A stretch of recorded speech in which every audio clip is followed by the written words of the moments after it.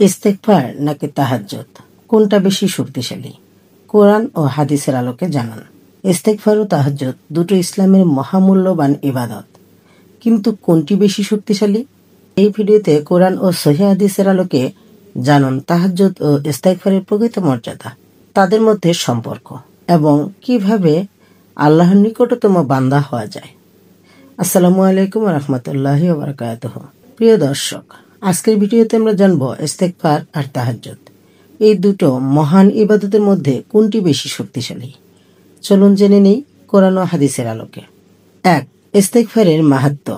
ইস্তেগফার মানে আল্লাহর কাছে ক্ষমা চাওয়া। কোরআনে অসংখ্য স্থানে আল্লাহ বলেছেন, তোমরা তোমাদের প্রতিপালকের কাছে ক্ষমা চাও এবং তার দিকে ফিরে যাও।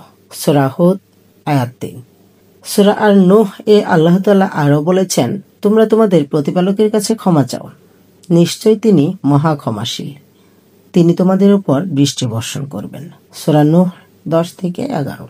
রাসূল পাক সাল্লাল্লাহু আলাইহি ওয়াসাল্লাম বলেছেন, যে ব্যক্তি নিয়মিত ইস্তেগফার করে আল্লাহ তাকে প্রত্যেক দুঃখ থেকে মুক্তি দেন, প্রত্যেক কষ্ট থেকে স্বস্তি দেন আর অপ্রত্যাশিত স্থান থেকে রিজিক দান করেন।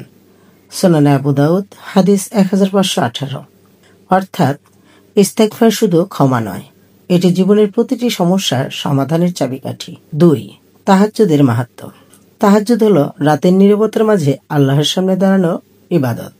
এটি নবীদের প্রিয় আমল। কোরআনে আল্লাহ তাআলা বলেছেন, রাতের একাংশে জেগে নামাজ পড়ো, এটি তোমার জন্য নফল ইবাদত। সূরা ইসরা আয়াত 79। আর একটি সুন্দর আয়াতে আল্লাহ তাআলা বলেন, তারা রাত্রির অল্প সময়ই ঘুমায় আর ভোরবেলায় তারা ইস্তেগফার করে। সূরা আজ-জারিয়াত 17-18।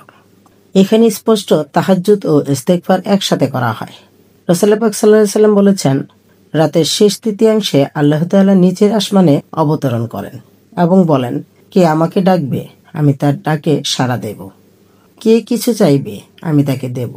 কে ক্ষমা চাইবে, আমি তাকে ক্ষমা করব। সহিহ বুখারী 1145।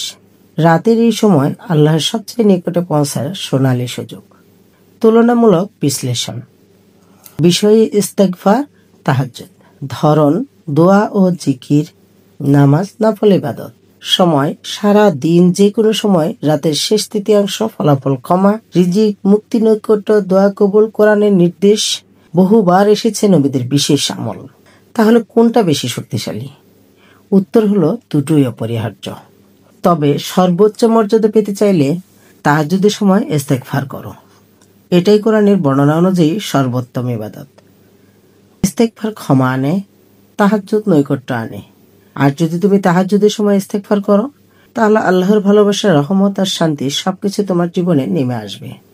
প্রিয় দর্শক, এই ভিডিওটি যদি আপনার ভালো লাগে থাকে তবে লাইক দিন, একটি কমেন্টে লিখে জানান। আল্লাহ আমাদের সবাইকে তাহাজ্জুদ ও ইস্তেগফারকারী বানান। আর চ্যানেলটি সাবস্ক্রাইব করুন, যাতে আরো সুন্দর ইসলামিক ভিডিও আপনি সবার আগে পেতে পারেন। আসসালামু আলাইকুম ওয়া রাহমাতুল্লাহ।